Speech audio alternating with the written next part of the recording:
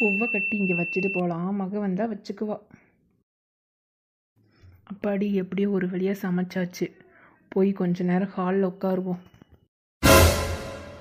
இது என்ன அதிசயமாக இருக்குது? அத்தை நம்மளுக்காண்டி பூவெல்லாம் கட்டி வச்சுருக்காங்க.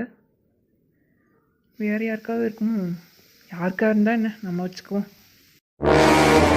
ஏய், பூவை தொட்ட அவ்வளவுதான். நான் பூ கட்டி வச்சா நீ வைக்கிறக்கா வச்சேன்? என் மகளுக்காண்டி வச்சுருக்கேன்.